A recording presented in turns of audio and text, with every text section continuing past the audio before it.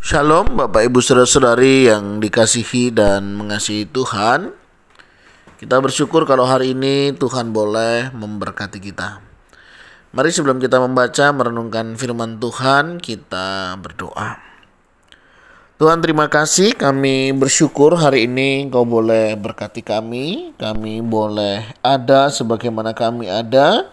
Ini semua karena berkat dan kemurahan-Mu. Sebentar kami akan membaca dan merenungkan firman-Mu. Berfirmanlah dan biarlah kami mengerti apa yang menjadi kehendak-Mu di dalam hidup kami. Kami berdoa di dalam nama Tuhan Yesus Kristus. Haleluya. Amin. Ayat bacaan kita hari ini terambil dari Injil Lukas pasal yang ke-12, ayat yang ke-35 hingga ayatnya yang ke-48. Saya akan membacakan ayat 43.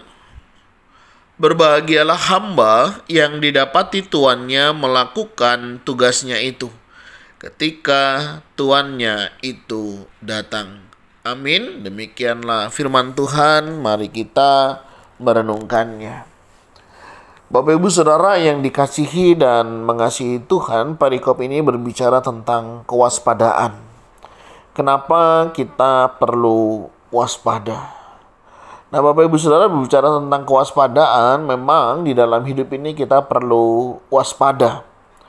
Karena tidak ada di antara kita yang tahu, yang dapat memprediksi apa yang akan terjadi ke depan di dalam kehidupan kita. Ya, walaupun ada orang yang sudah memperkirakan segala sesuatunya, tetapi kita nggak bisa membaca apa yang akan terjadi. Nah, menarik Bapak Ibu Saudara ya, saya itu kagum dengan Pas Pampres ya. Mereka itu selalu waspada ya akan segala kemungkinan yang terjadi. Makanya semboyan mereka setia waspada.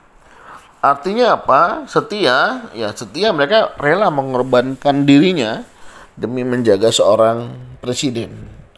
Waspada artinya ya, mereka sangat mewaspadai segala sesuatu kemungkinan yang bisa terjadi. Sehingga ya, kalau kita perhatikan, biasanya mereka akan lihat ke kanan, lihat ke kiri dengan penuh kewaspadaan. Karena apa? Karena mereka juga tidak tahu segala kemungkinan bisa terjadi. Nah, Bapak Ibu Saudara, hendaknya demikian juga lah kita. Ya, sebagai anak-anak Tuhan, sebagai hamba-hamba yang melayani.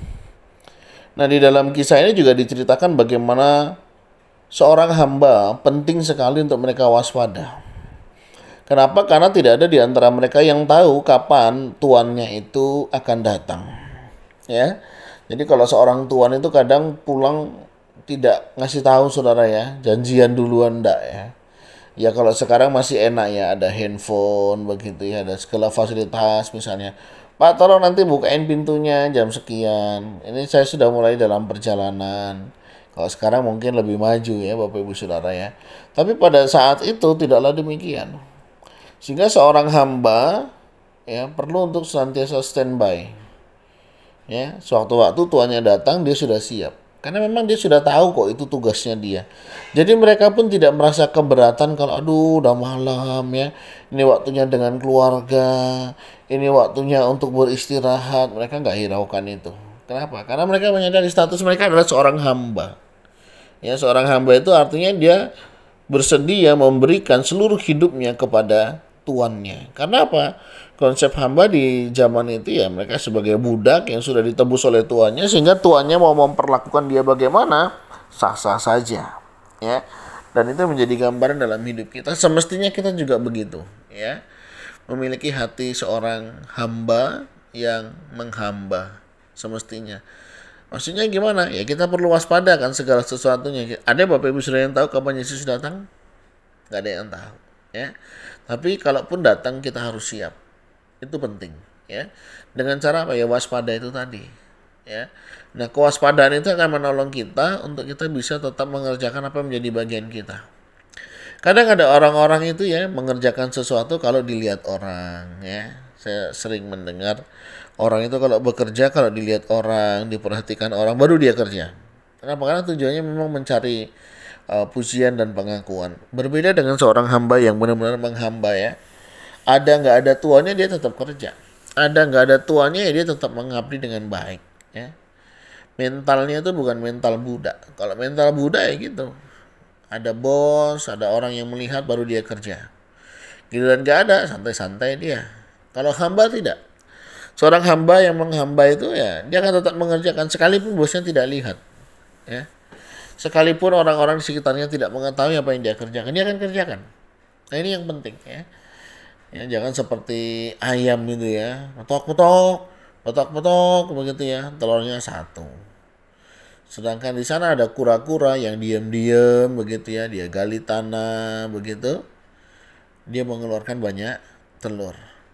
Nah Bapak Ibu Saudara, hal-hal demikian seringkali terjadi dalam hidup kita. Nggak banyak yang kita lakukan, tapi apa yang terjadi sampai luar sana begitu ya, semua orang hampir tahu.